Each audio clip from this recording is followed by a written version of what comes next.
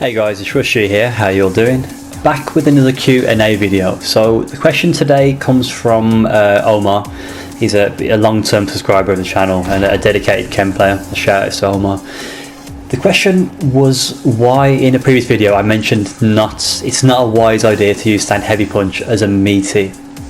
Now, stand heavy punch is a good button to use as a meaty in terms of the reward is very good. So you get a crush counter if they mash buttons into big damage. But the reason I suggested to Omar it's not a good button to use as a meaty, there's various reasons, but what I said was this, is because it's -3 on block.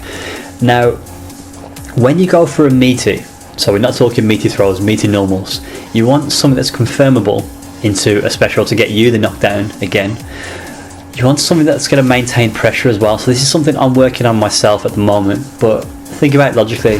If you have a plus button as a meaty, so something that's they block and that's plus, you can maintain pressure there by using frame traps, tick throws.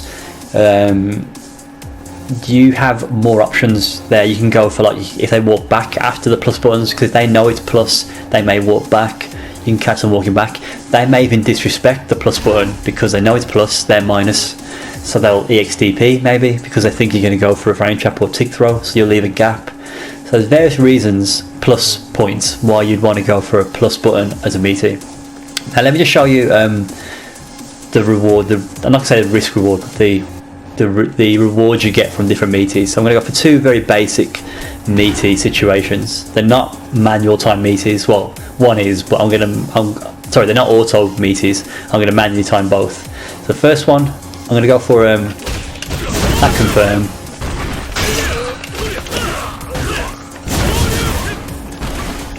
So that was a no meter. I'm trying to think. Let's go for a mid screen 1-bar combo. So let's try again.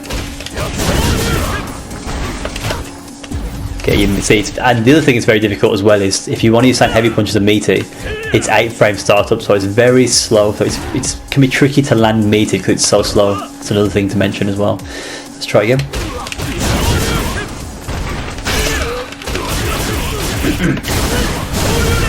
So that's an optimized 1-bar crush counter combo there. 2, 8, 6 damage. Lovely damage off a meaty. Now let's go for something a little less damaging.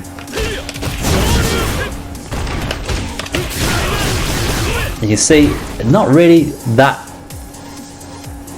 much of a difference when it comes to damage, but you can see there that there is a difference in damage. The thing about what I've done there is that is -3 on block. For those of you that aren't aware of that, I'll show you now. See there, Akuma's +3, I'm -3. This is +2. So let's say Akuma blocks. So this is always tricky to set up now. So let's get him to block. Let's get him to turn wake up off. We don't have that on anymore now. But what we want him to do is we want him to press a button after block. So let's get him to press stand light punch, which is a 3-frame move. This is what's important about this scenario I'm about to set up. Let's put him in the corner. Right, so I think I should be point blank there. Okay, that's what I want. So I'm going to back throw him in the corner just because I'm point blank then. And then I'm going to meet. I just want to make sure the back medium punch hits. Okay, this is going to be annoying. We can still frame trap. It's not an ideal. See, that's Ken's problem in this game, is he finds it very difficult to frame trap 3-frame mashers unless it's point blank. That's how he frame traps 3-frame buttons close range. Okay. We should be able to do this. Let's give it another try. Let's turn that on first. So if I back throw. Now, do you see what happened there? I went for stand heavy punch as my meaty button, and Akuma did reversal 3-frame. Now he's not disrespecting a frame trap. That's not a frame trap. I'm -3. He's legit punishing that stand heavy punch. Akumas don't do this enough. Ken's stand heavy punch is punishable at close range. It's -3. So a 3-frame button, if you don't know this, punishes that that option. I'll do it again. Meaty, punish, and he can convert that into. He can cancel the stand light punch into a special. He can go into V trigger from the special, so he can do like stand light punch into whatever he does. Akuma players know better than me. So he can get quite a bit of damage off that as a punish if the Akuma is ready. He's got the resource to do so. Now, if I do crouching medium punch +2,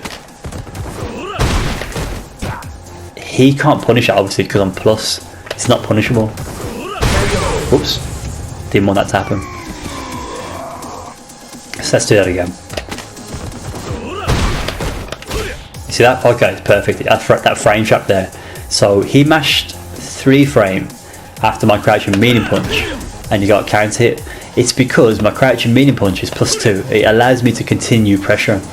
I wonder if I can get this. Let's try. So there you go. I'm actually walking forward after the back throw, so I'm doing a little walk forward to close the gap. I'm maintaining pressure there. Let's look at another option. Let's look at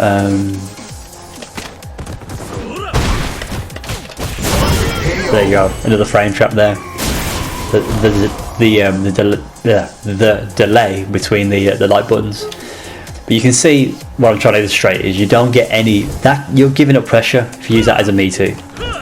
Whereas plus buttons, my 2 favourite buttons of Ken as a Meaty, crouching medium punch, crouching light punch, because they have 3 active frames and you can frame trap off both of them. So if you've got V trigger, you can do things like that's a frame trap. You saw earlier. It's an obvious frame trap. The crouching medium punch, back medium punch. Crouching light punch. What I like about this is you can frame trap like that. You can go for tick throw. I think that does work as well. Certain characters, I think if they're crouching, that works. There you go. So they're crouching. You can frame trap like that as well. But yeah, 3 active frames. Those 2 buttons, very good, and they're both +2 as well. You can also frame trap with the crouching light punch into chin buster. That works as well. So guys, a pretty short and sweet one. These ones are short and sweet Q&A sessions. So I hope that's answered your question a bit more, Omar, in more detail. But a great question. You always fire out good questions, so I really appreciate it. And you give me an opportunity to record some good tech to share with everyone else. So any questions, any queries, give me a shout, guys. But I think that's a really good topic to cover and to share. So guys, thanks for joining. Catch you later. Take care.